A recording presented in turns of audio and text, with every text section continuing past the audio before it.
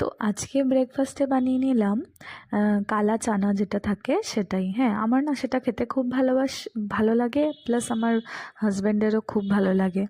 তো আজকে ব্রেকফাস্টে আমি ওকে দিব রুটির সাথে কালা চানা।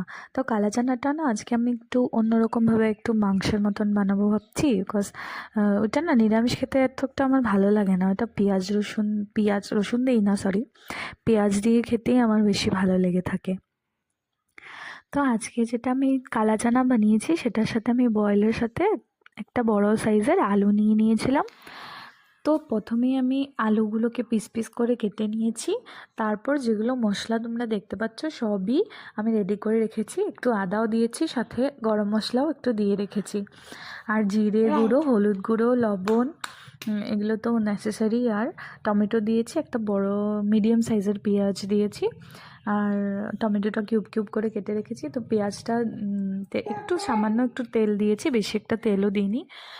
একটু তেল না দিলেও এটা ভালো লাগে না, সত্যি কথা যেটা। বর ভালোবাসে না তেল তেল দিয়ে বেশি রান্না করা, কিন্তু তবেও আমি কিছুতে দিয়ে দিই। আর এত না খাওয়াটাও ঠিক না, একটু খেতেও হয়, সব কিছুর হ্যাবিট থাকতে লাগে বলো।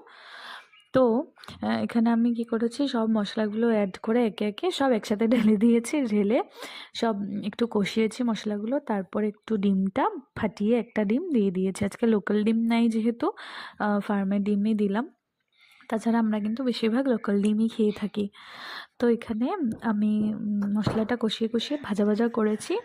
ভাজা ভাজা করার পরে দিয়ে দিয়েছি একটু গরম জল। আমি গরম জলই ইউজ করি সব রান্নাতেই। তো গরম জল দেওয়ার পরে এদিকে আমার চাটা যে ঠান্ডা হয়ে যাচ্ছে সেটা আগে খেয়ে নিই। চলো। তো আজকে দিদিভাই বানিয়েছিল আলু ভাজা আর সাথে রুটি।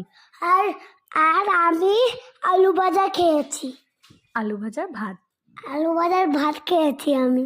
মানে ভাজা ভাত খেয়েছে আজকে, অনেক দিন পর সাথে থেকে ভাজা ভাত দিয়েছি। আর আমিও আলু ভাজার সাথে রুটি খেয়ে নিয়েছি আর একটু